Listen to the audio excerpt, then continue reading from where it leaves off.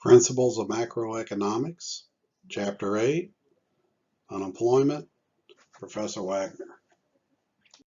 We're going to talk about how we define unemployment rates, find the patterns, and what causes changes in unemployment in the short and long run. Borders, like many other businesses, were unable to recover from the Great Recession. However, this is just one of many businesses, and actually, more notably, Lehman Brothers and Bear Stearns were both very large and venerable investment banks that went under during this crash. Unemployment rate defined and computed. Now, the adult population has employed, unemployed, which means they're looking for a job, and then you have out of the labor force who are neither working nor looking. And the labor force is the number of people plus the number of employed. And so with that, they can, create a percentage for it. They talk about unemployment. So 5% would be considered normal employment. 5% unemployment is considered fully employed because there's transitory properties of people moving, to new jobs or to, let's say, new locations, for their spouse, to get a job or whatnot. So there are a lot of factors that play into this. So from a political vantage point, from an economics vantage point, the unemployment rate has a lot of sway in terms of how people view how the government's running. Okay, this pie chart represents the employed, unemployed, and out of the labor force distribution of adults 16 and older in January 2017. 250 million were fully employed, that was the working age population at that time. 152 million were classified as employed, nearly 8 were classified as unemployed, and the remaining 94 million were classified as out of the labor force. This is not really telling you the whole story, and so a question you might want to consider is, what is the employment rate? As I said earlier, 5% is considered fully employed. Until very recently, we had an unemployment of 3.5%, which means that's a tight labor market, meaning that there are not enough workers to go around to fill all the jobs. However, recently about 3 million were put on the unemployment roll suddenly as a result of the coronavirus. So that number is somewhat above 5, and nobody's really come up with a solid number of what the actual unemployed are, but they do that from week to week, typically on Thursday or Friday if we watch financial news of any kind, like Fox Business or CNBC or Wall Street Journal. All these publications or shows speak to this. There is also a hidden unemployment, and that's people who are mislabeled or uncategorized, part-time or temporary workers looking for permanent work, underemployed, people that are working a job that's way below their skills, discouraged workers who just feel like it's just not worth the trouble to look for a job due to the lack of suitable positions. Another stat is labor force participation rate. And that's the percentage of adults who are either employed or unemployed or looking for a job. And so you take the total labor force, divide that by the total adult population, and you would get your answer. You may see that on a test. So if you're using 2017 statistics, what is the labor force participation rate? The unemployment rate moves up and down pretty frequently, and that basically is a function of in and out of recessions. Over time, the unemployment rate seems to return to a range of 4 to 6%. Hence, that 5% number I came up with as being deemed fully employed.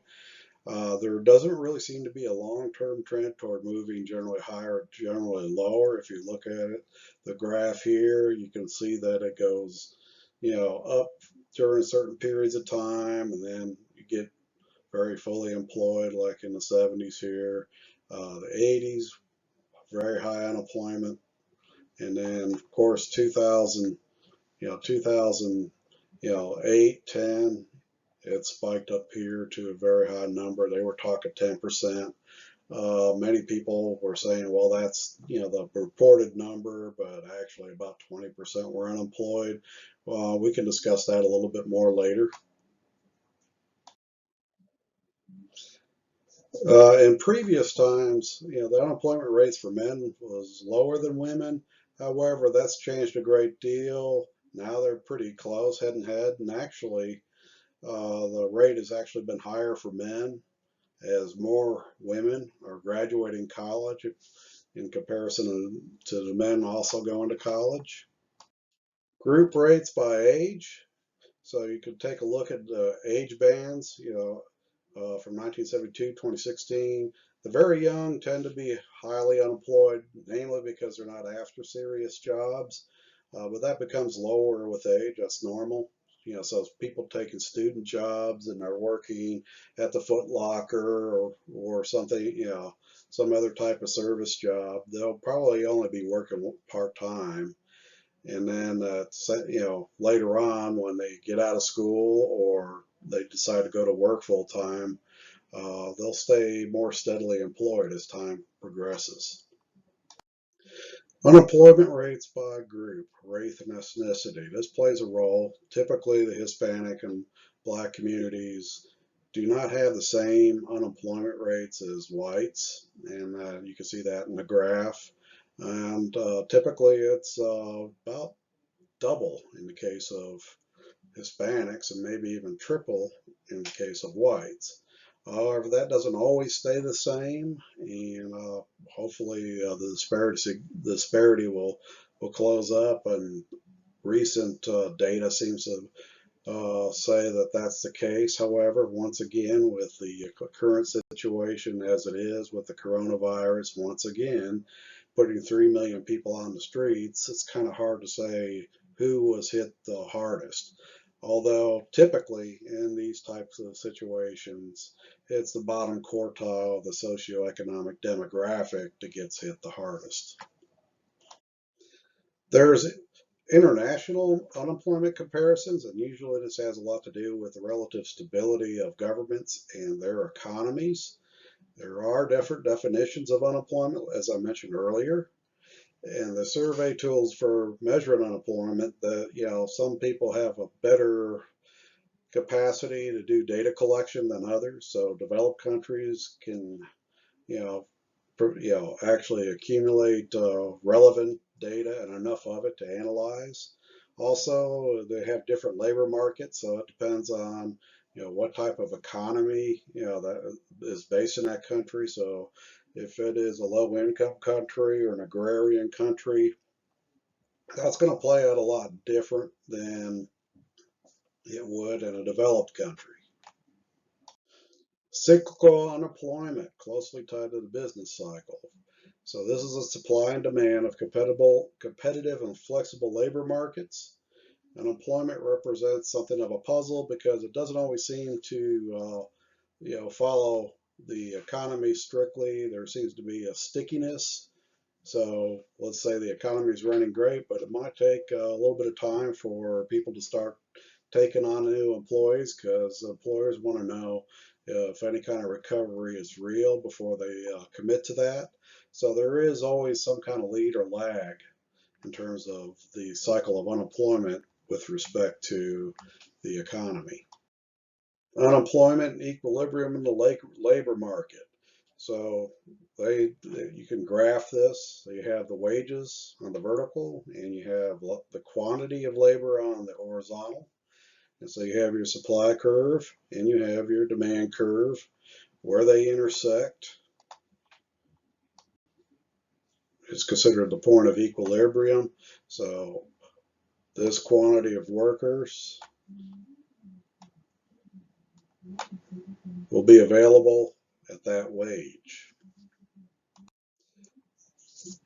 Just like with shortages and surpluses, you'll notice that if we can increase the wage from the wage at equilibrium, and we move it on up here, then the gap from here to here would represent the unemployment.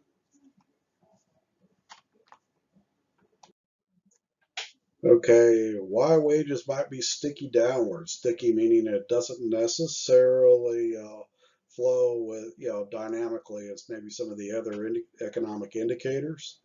There's an implicit contract. It's an unwritten agreement that the labor market, the employer will try to keep wages from falling when the economy is weak or business is having trouble, but the employee doesn't have to expect a huge salary increase either. The efficiency wage theory, the theory that the productivity of workers, either individually as a group, will increase if the employer pays them more. This is also a feature when you have an employee-owned company. They have more skin in the game, so they tend to be more productive. So it has a lot to do with your work environment and whether it's, let's say a positive, productive work environment or a hostile work environment. Adverse selection of wage cuts argument, sometimes that does, sometimes that'll happen.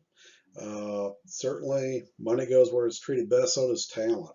And the best will certainly scoot somewhere else if they talk wage cuts to the wrong group of people. It's been done before. There's also another couple of reasons of why wages may be sticky downward. There's the insider-outsider model.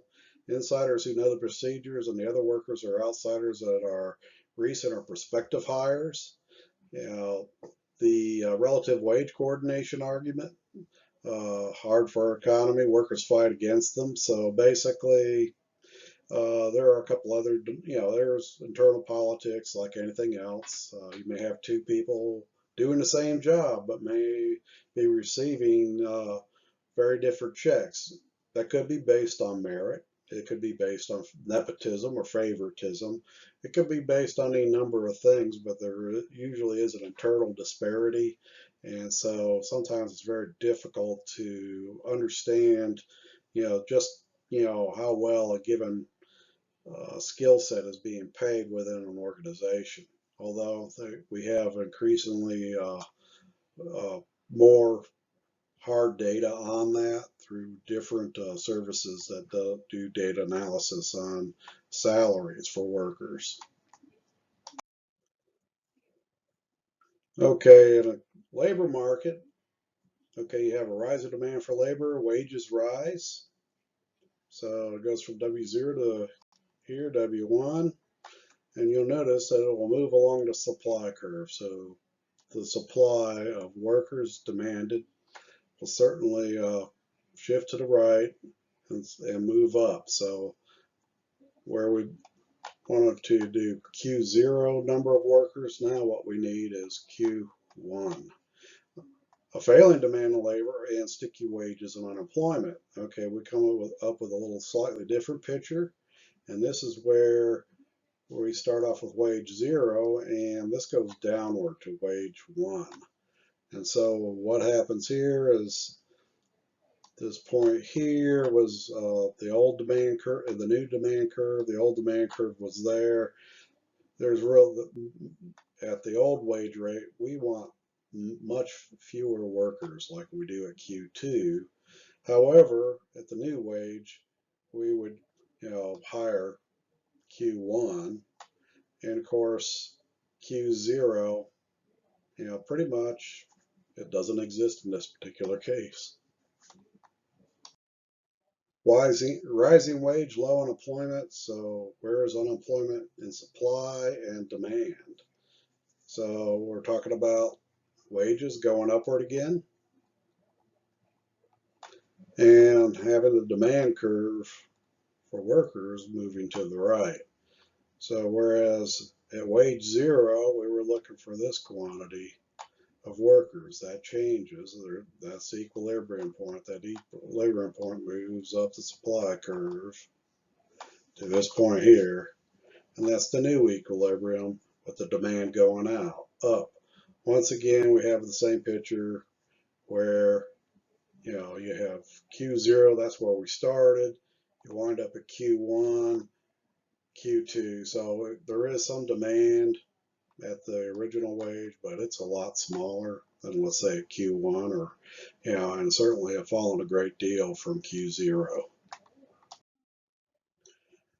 The natural rate of employment, this is the definition for it. And as I said earlier, most economists will say 5% is 5% unemployment would be considered full employment.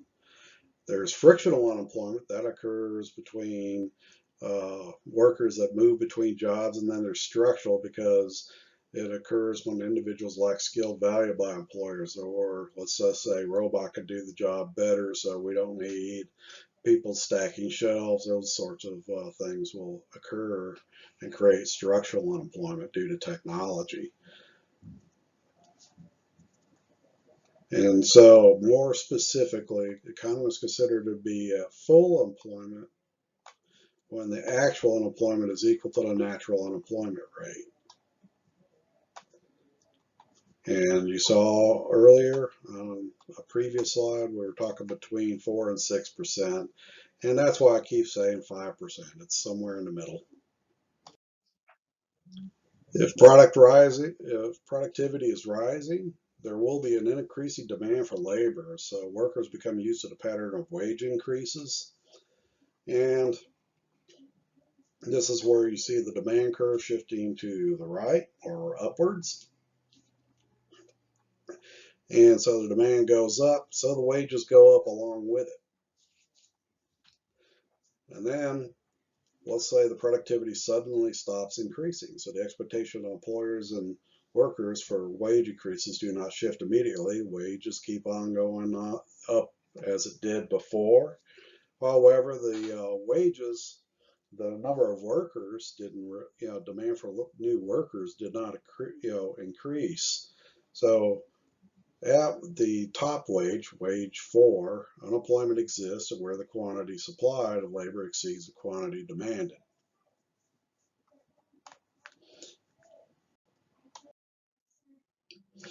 Productivity shifts in the natural rate of unemployment. Okay, the rate of productivity has been zero for some times. Workers and employers have come to accept the equilibrium level here at Q0 and D0. Then productivity goes ahead and increases suddenly. So it goes from this demand curve to that demand curve. And so a higher wage is demanded, and more workers are demanded, so quantity 1 is needed. That's the sweet spot. At wage W, this means the quantity demanded of labor exceeds that of supply, with job offers plentiful, and the unemployment rate would be low. So basically what they're saying is from here to here, productivity doesn't change, but then rises. The natural rate of unemployment. On the supply side of the labor market, public policies to assist the unemployed can affect how eager people are to find work. That's an interesting, food stamps, welfare benefits, and what we call our safety nets, social safety nets, tend to deter many who are in low wage jobs to go back to work. This is kind of normal. If you do a quick calculation, even if you don't have a lot of school, you might discover, say, well, I'm working for $1,500 a month. If I go put 40 hours of time in this low-paying service job that's somewhere near minimum wage, or I can not do anything and I'll get free housing. I may get food stamps. I may get a number of other things in the process to make my life easier. And then the trade-off or the opportunity cost is my time. I have more free time to myself. It really doesn't improve things. A worker may be less able to find a job, but what matters is how long the assistance lasts. So if it goes on for a year or 2 years, it could definitely impact how long somebody's going to be looking for a job. So that can occur, sometimes the government assistance or retraining can, kind of push people back to work sooner, and that's happened many times where workers who were just deemed obsolete were afforded some new training so they can get back into the labor force. So on the demand side of the labor market, public policies can affect the willingness of firms to hire. And these would be these three here, probably known for the test: government rules, social institutions, and the presence of union. The natural rate of unemployment in recent years, and so underlying social, political, and economic factors determine what the natural rate will be over time. But that can also change over time as well. Estimates will say the natural rate, once again, interestingly enough, 4.5 to 5.5%. They have a little range there, so 5%, which is a lower, which is actually a lower rate than estimate than previous to that, where we had 8–10% unemployment. Reasons for the slower rate: internet is a job-seeking tool, so people can get their name out there to more potential hirers. Growth of temporary work industry. So this is something that's worked very well for many people in the sense that you go to work for a company and you work temp to perm very often.